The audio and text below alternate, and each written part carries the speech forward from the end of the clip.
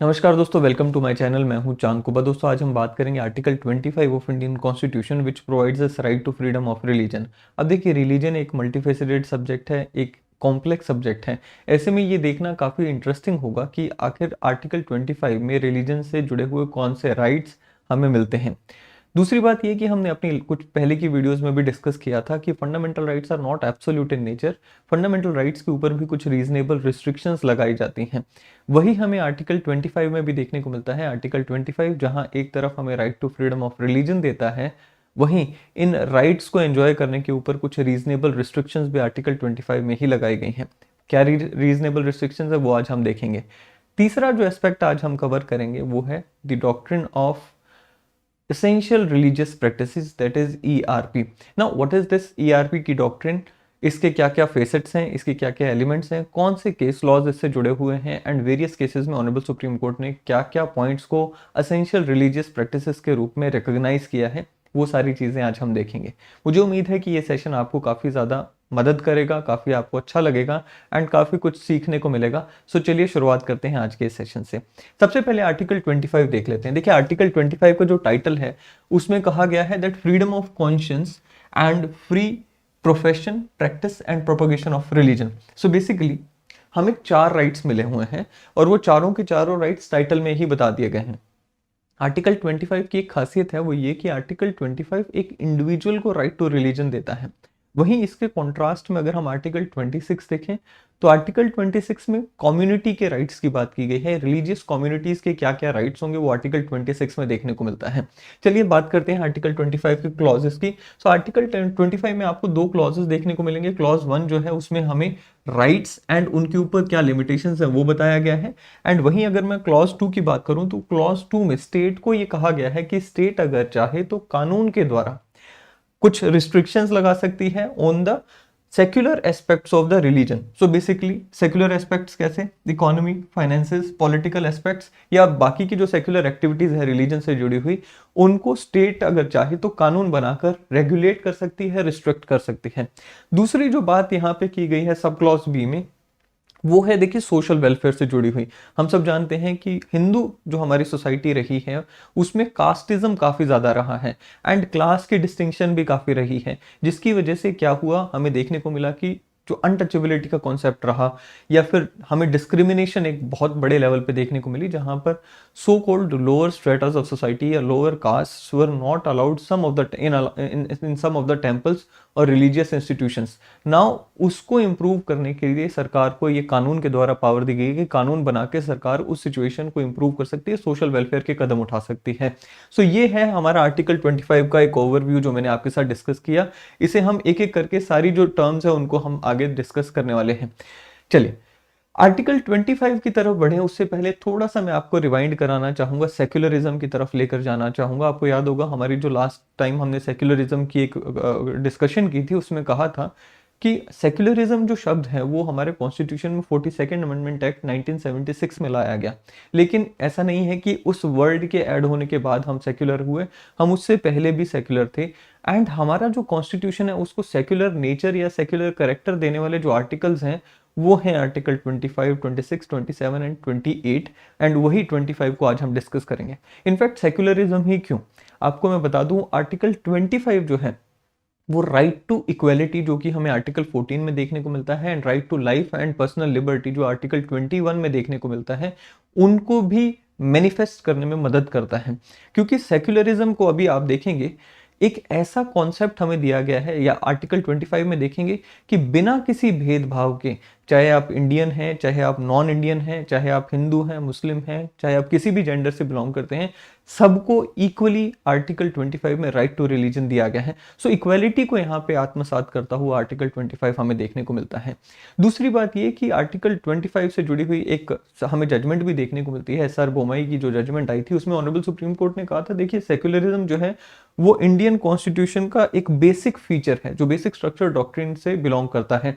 ऐसे में अगर सरकार की कोई भी पॉलिसी है, कोई भी ऐसी नीति है जो कि हमारे सेक्युलरिज्म के इस कॉन्सेप्ट को वायलेट करती है, यानी कि आर्टिकल 25 या 26 में दिए गए अधिकारों को हमसे छीनती है, तो वो जो पॉलिसी होगी that will be violative of fundamental rights and it will be void ab any issue. So ये चीज को यहाँ पे ऑनरेबल सुप्रीम कोर्ट ने क्लियर किया था इस केस में। आर्टिकल 25 की बात करते हैं तो मैंने आपको बताया कि देखिए कुछ 4 राइट्स हमें दिए गए हैं आर्टिकल 25 में, एंड उन 4 राइट्स के ऊपर 4 ही यहाँ पे लिमिटेशंस देखने को मिलती हैं। कौन से 4 राइट्स हैं एक बार हम देखेंगे, एंड उनके ऊपर कौन सी लिमिटेशंस हमें देखने को मिलती है वो भी देख लेते हैं। इस क्लॉज 1 में आप देखिए लिमिटेशन से ही शुरुआत की गई है। यहाँ पर लिमिटेशंस क्या हैं हमारे राइट्स के ऊपर, राइट्स बाद में बताए हैं, पहले लिमिटेशंस बताई हैं। सो पहली जो लिमिटेशन है, कहता है जी subject to public order, this is limitation number 1, morality, then health number 3, and the other provisions of this part. Now this part means part 3 of the Indian Constitution, that is fundamental rights. So these are the 4 limitations subject to which we can enjoy the 4 rights given to us. कहता है जी subject to public order, morality, health and the other provisions of fundamental rights, all the persons, जैसे कि मैंने आपको बताया कि ये जो आर्टिकल है ये राइट्स देता है सभी को, चाहे वो सिटीजन्स हो या नॉन सिटीजन्स हो, या इंडियन हो, फॉरेनर हो, हिंदू हो, मुस्लिम हो, कोई भी हो, सबको ये राइट इक्वली देता है। क्या देता है rights? All persons are equally entitled to freedom of conscience, this is the first right, right to freely profess, practice and propagate religion. Now ये जो चारों राइट्स हैं, इन चारों राइट्स को हम एक एक करके समझेंगे क्या मतलब है इनका। एंड राइट टू प्रैक्टिस से ही निकल कर आती है एसेंशियल रिलीजियस प्रैक्टिसेस की डॉक्ट्रिन, जो कि हम देखने वाले हैं। सबसे पहले राइट टू कॉन्शियंस को देख लेते हैं।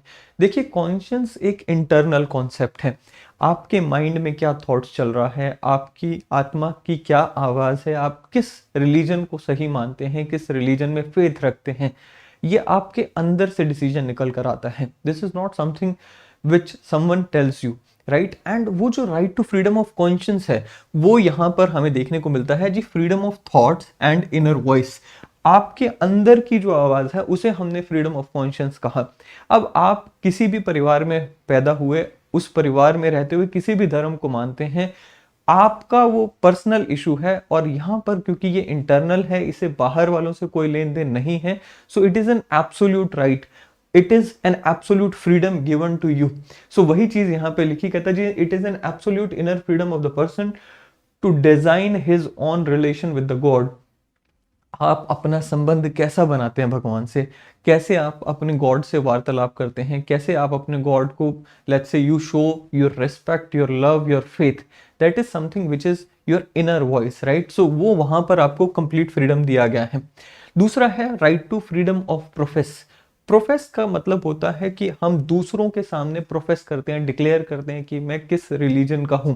डिक्लेयर करने का तरीका अलग अलग हो सकता है, कुछ बोल के बताया जा सकता है, let's say if you ask me कि मैं कौन से धर्म में विश्वास रखता हूं, मैं अपना धर्म बता दूंगा। या if you ask your friend कि वो कौन से धर्म में विश्वास रखता है, वो बोल देगा जी मैं तो हिंदू हूं, या मैं सिख हूं, मैं जैन हूं, जो भी धर्म में वो विश्वास रखता है। एक तो हो गया शब्दों के द्वारा प्रोफेस करना, दूसरा होता है एक्शंस के द्वारा प्रोफेस करना। एक्शंस के द्वारा हम अपने धर्म को कैसे बताते हैं। अगर आप एक हिंदू हैं तो आप हो सकता है माथे पे तिलक लगाते हो, राम नाम का जाप करते हो, या फिर आप गले में माला डालते हो। अगर आप एक सिख हैं तो आप पगड़ी बांध सकते हैं, किरपान टांग सकते हैं। अगर आप लेट्स से एक मुस्लिम हैं, स्कल कैप हो सकता है। क्रिश्चियन है तो आप क्रॉस यहाँ पर टांग सकते हैं। So there are various ways to profess your religion. So इन सभी तरीकों से आप अपने रिलीजन को प्रोफेस करते हो। प्रोफेस करने का मतलब सिर्फ इतना होता है, that is you are giving it in open कि मेरा रिलीजन क्या है, राइट। सो इसको हम बोलते हैं प्रोफेस। दूसरा होता है जी प्रैक्टिस। अब देखिए कोई भी रिलीजन होता है उसमें कई सारे जो इंग्रेडिएंट्स आ जाते हैं, जैसे कि माइथोलॉजी आ गई, जैसे स्पिरिचुअल एस्पेक्ट आ गया। उसी में एक एस्पेक्ट होता है रिचुअल्स। रिचुअल्स में कुछ भी हो सकता है, आप जिस भी धर्म से बिलोंग करते हैं उसमें रिचुअल्स होते ही हैं। सो अगर आप एक हिंदू हैं उसमें हवन हो गया, उसमें पूजा पाठ करना हो गया। मुस्लिम हैं तो आप लेट्स से नमाज अदा करना हो गया, है ना। सिख हैं तो अगेन गुरुद्वारे जाना, वहां पे पाठ पूजा करना। तो ये सारे जो एस्पेक्ट्स हैं ये सारे रिचुअल्स होते हैं, और हर धर्म में हमें रिचुअल्स देखने को मिलते हैं। हमारा जो आर्टिकल 25 है ये हमें right to freedom of practice भी प्रोवाइड करता है, यानी कि हम प्रोफेस तो कर ही सकते हैं, हम अपने सिंबल्स के द्वारा, सिंबलिज्म के द्वारा अपने रिलीजन के बारे में दूसरों को इन्फॉर्म तो कर ही सकते हैं कि हम कौन से रिलीजन से बिलोंग करते हैं। एट द सेम टाइम हमारे पास ये भी फ्रीडम है कि हम अपने रिचुअल्स को परफॉर्म कर सकते हैं। वो रिचुअल्स कुछ भी हो सकते हैं, उसके ऊपर आपको परफॉर्म करने की आज़ादी है। बट ये एक बहुत ही ऐसा सब्जेक्ट रहा है जिसके ऊपर बहुत ज़्यादा कंट्रोवर्सी भी रही है एंड बहुत ज़्यादा जजमेंट्स भी हमें देखने को मिली हैं। फॉर एग्जाम्पल हम यहाँ पर जो असेंशियल प्रैक्टिसेस की जो ये डॉक्ट्रिन अभी पढ़ेंगे, इसमें आपको कई सारे एग्जाम्पल्स देखने को मिलेंगे जहाँ पे ऑनरेबल सुप्रीम कोर्ट ने कहा कि हर प्रैक्टिस को हम अलाउ नहीं कर सकते, हर तरह के रिचुअल को हम अलाउ नहीं कर सकते। There are those rituals which are so essential to the practice और which are so essential to the religion, जिनके बिना रिलीजन अपना मतलब ही खो देगा। केवल और केवल उन रिलीजियस रिचुअल्स को हम यहाँ पे आर्टिकल 25 के तहत एंजॉय करने के लिए आपको परमिशन दे सकते हैं। Now there might be some rituals जो कि काफ़ी ज़्यादा अगेंस्ट हो हमारे जो ग्राउंड्स दिए गए हैं या रीजनेबल रिस्ट्रिक्शंस दी गई हैं। अगर वो रीजनेबल रिस्ट्रिक्शंस को ब्रीच करते हैं and these are not essential to the religion, then उसके ऊपर एम्बार्गो लगाई जा सकती है। सबसे पहले अब एक बारी असेंशियल रिलीजियस प्रैक्टिसेस की डॉक्ट्रिन को डिस्कस कर लेते हैं। सुप्रीम कोर्ट ऑफ इंडिया ने कहा, ये जो केस है आप देख रहे हैं, State of Madras versus Shri Lakshmindra Thirtha Swamiar of Shri Shirur मठ, इसे शिरूर मठ केस के नाम से भी जाना जाता है। आप इसे शिरूर मठ केस के नाम से याद रखें तो ज़्यादा बेहतर रहेगा। इस शिरूर मठ केस में ऑनरेबल सुप्रीम कोर्ट ने इस टर्म को कॉइन किया, that is essential religious practices, and इसे डिफाइन किया। इसमें कहा गया कि असेंशियल रिलीजियस प्रैक्टिसेस वो प्रैक्टिसेस होती हैं जो कि असेंस ऑफ द रिलीजन होती हैं, which are so essential to the religion that they form the basis of the religion. ये वो प्रैक्टिसेस होती हैं जिनके बिना रिलीजन अपना अस्तित्व खो देगा या जिनके बिना रिलीजन जो है वो अधूरा रह जाएगा। तो वो चीज को यहाँ पर कहा गया दैट ये वो प्रैक्टिसेस हैं जिनके बिना रिलीजन सस्टेन नहीं कर पाएगा। बेसिकली ये उनको कहा गया। फॉर एग्जाम्पल आप अपने रिलीजन में आप आइडेंटिफाई करें कि ऐसी कौन सी रिलीजियस प्रैक्टिसेस हैं जो कि बहुत ज़्यादा इंपॉर्टेंट टू योर रिलीजन है। अगर मैं हिंदुइज्म की बात करूं तो पूजा करना, मूर्ति पूजा करना या फिर हवन करना, ये सारी असेंशियल प्रैक्टिसेस हैं। इस्लाम की बात करूं तो आप नमाज अदा करते हैं। अगर मैं सिखिज्म की बात करूं तो सिखिज्म में भी आपको देखने को मिलता है कि गुरु ग्रंथ साहिब जी के सामने आप माथा टेकते हैं, राइट, पाठ करते हैं। सो ये सारी ऐसी प्रैक्टिसेस हैं कि अगर आपसे ये छीन ले जाएं, you have no way to perform the rituals, right? Now, but then again हमें देखने को मिलता है कि कुछ practices हम over the period of time add कर लेते हैं जो कि इनिशियली रिलीजन का हिस्सा नहीं थी, लेकिन आज हमने रिलीजन का हिस्सा बना ली है। अब ये सारी रिलीजियस प्रैक्टिसेस जो बाद में ऐड की जाती हैं, which are not originally the part of the religion, अगर इनको हटा भी दिया जाए तो इसका मतलब ये नहीं होगा कि हम अपने रिलीजन को एंजॉय नहीं कर पा रहे, because there are some other practices जिनके बेसिस पे हम अपने रिलीजन को परफॉर्म कर सकते हैं। अब इन्हीं को यहाँ पे ऑनरेबल सुप्रीम कोर्ट ने जज किया है। ऑनरेबल सुप्रीम कोर्ट की कुछ जजमेंट हैं हमें यहाँ पे देखने को मिलती हैं, जैसे Acharya Jagadishwarananda Avadhuta versus commissioner of police Calcutta का ये केस था। इसमें ऑनरेबल सुप्रीम कोर्ट ने कहा कि जो तांडव नृत्य है विद लीथल वेपन्स, उसको हम यहाँ पर क्या करेंगे, उसको हम यहाँ पे हम नहीं अलाउ कर सकते, बिकॉज आनंद मार्गीस का ये जो सेक्ट था ना, इसके थोड़ा सा मैं आपको बैकग्राउंड समझा दूं। आनंद मार्गीस का एक सेक्ट है, हिंदू धर्म से निकला हुआ एक सेक्ट से है आनंद मार्गीस का। ना ये जो आनंद मार्गीस हैं ये एक रिचुअल परफॉर्म करते हैं जहाँ पे एक रिलीजियस प्रोसेशन को लेकर ये जाते थे। रिलीजियस प्रोसेशन को जब ये लेकर जाते थे तो उस रिलीजियस प्रोसेशन में ये तांडव नृत्य करते हो जाते थे। इनकी एक प्रैक्टिस और बीच में आ जाती है, वो ये कि ये तांडव नृत्य करते समय एक कुछ वेपन्स जैसे कि त्रिशूल और कुछ और वेपन्स को ये लेके जाते थे, और स्कल जो होती है ना, खोपड़ी जो होती है, वो लेकर नृत्य करते हुए जाते थे। नाउ कमिश्नर ऑफ पुलिस को इसमें लगा कि this can be a breach of the limitations which are given in the article 25, and उन्होंने कुछ लिमिटेशंस को इम्प्लीमेंट करने के लिए, इन लिमिटेशंस को इम्प्लीमेंट करने के लिए तांडव नृत्य विद लीथल वेपन के ऊपर रोक लगा दी। जब इसके ऊपर रोक लगाई गई तो इसे चैलेंज किया गया इन लोगों के द्वारा, ये कहते हुए कि भाई हमारे पास आर्टिकल 25 में प्रैक्टिस ऑफ रिचुअल्स का अधिकार है, आप अगर हमें तांडव नृत्य करने से रोक रहे हैं तो आप हमारा right to freedom of religion छीन रहे हैं। जब इसके ऊपर रोक लगाई गई, ऑनरेबल सुप्रीम कोर्ट ने कहा कि देखिए हम आपके सेक्ट की पूरी हिस्ट्री देखेंगे। हिस्ट्री देखी गई तो उसमें पाया गया कि इनिशियली जब ये आनंद मार्गीस का सेक्ट शुरू होता है, उस समय तांडव नृत्य का कोई कॉन्सेप्ट जो है वो ओरिजिनली विद वेपन्स नहीं था, इसे बाद में ऐड किया गया।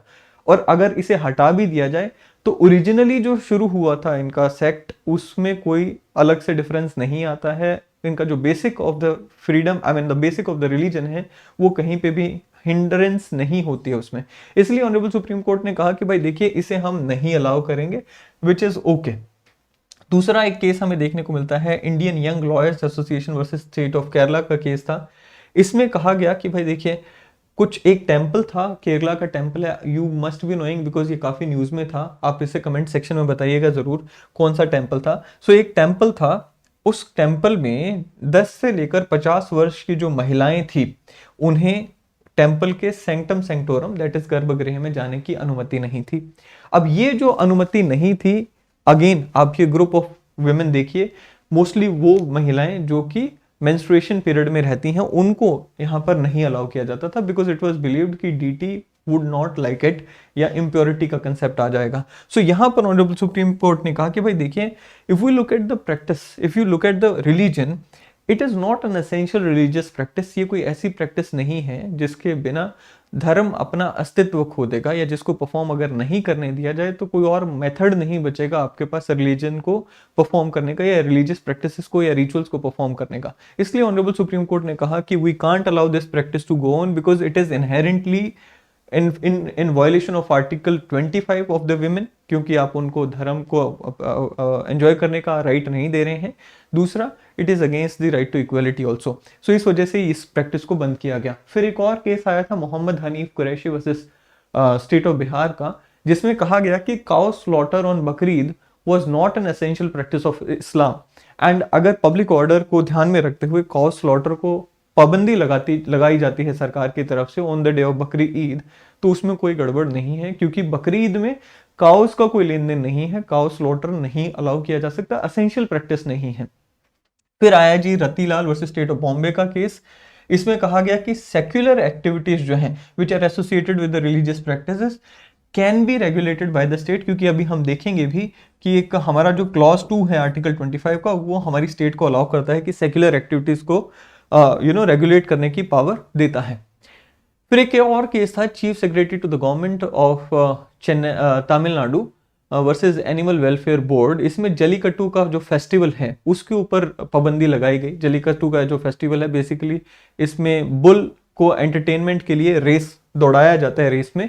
तो इसमें कहा गया कि भाई देखिए this is again Jallikattu is also not something which is essential religious practice. इसके बिना धर्म चलता है, एंड धर्म में ये initial it was not there कि भाई इसी को एक एसेंशियल रिचुअल बनाया गया, तो ऐसा नहीं है। सो इन केस अगर हम उन लिमिटेशंस, जो 4 लिमिटेशंस दी गई हैं, उनके ग्राउंड पर इसे बैन करते हैं तो वो आर्टिकल 25 का इन्फ्रिंजमेंट नहीं होगा। ठीक है जी, तो ये 3 हमने देखा। अभी आखिरी राइट हमारा बाकी है, that is right to propagate. Now right to propagate क्या होता है? आपने अभी तक देखा हमारे पास राइट टू प्रोफेस है। प्रोफेस का मतलब है कि हम दूसरों को बता रहे हैं कि हम कौन सा रिलीजन फॉलो करते हैं। इसी को अगर एक स्टेप फर्दर ले जाएं, दूसरों को बता तो रहे हैं कि हम कौन सा रिलीजन फॉलो करते हैं, लेकिन वहां पे बताने की मंशा ये है कि हमारे रिलीजन की नॉलेज को हम ज्यादातर शेयर करते हैं with this thought in mind कि सामने वाले को हमारे रिलीजन से जुड़ी हुई नॉलेज अच्छी लगेगी, हमारे रिलीजन के विचार अच्छे लगेंगे, एंड ऑटोमेटिकली वो हमारे रिलीजन में अट्रैक्ट होके आ जाएगा। इसे हम प्रोपगेशन कहते हैं। इसका मतलब यहाँ पे मैंने लिखा भी है, कहता जी it includes the right to spread the religion and it is the furtherance of the professing of the religion. So आप प्रोफेस करते हैं, प्रोफेस से एक कदम आगे प्रोपगेशन होती है। अब कहता है जी प्रोपगेशन में and in someone converting their religion, but that is to happen by the convertee's own conscience and free will.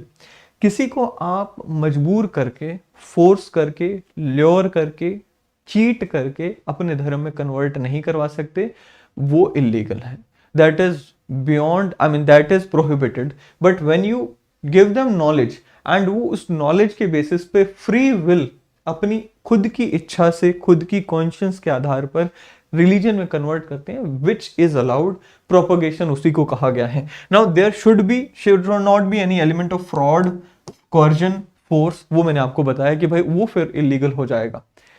Stanislaus versus State of MP एक केस था, 1977 का केस था। उसमें कहा गया कि of course you have the right to propagate, but then the right to propagation of religion does not include any right to forcible conversion as these may disturb the public order. So forcible conversions हम allow नहीं कर सकते, क्यों? क्योंकि forcible conversion एक तो सामने वाले के right और to religion को ही आप infringe कर गए, ठीक है, क्योंकि सामने वाले के पास right to conscience था, राइट टू कॉन्शियस था कि भाई वो अपने हिसाब से रिलीजन को कॉन्सेप्ट करे, कंसेप्चुलाइज करे, गॉड को कंसेप्चुलाइज करे।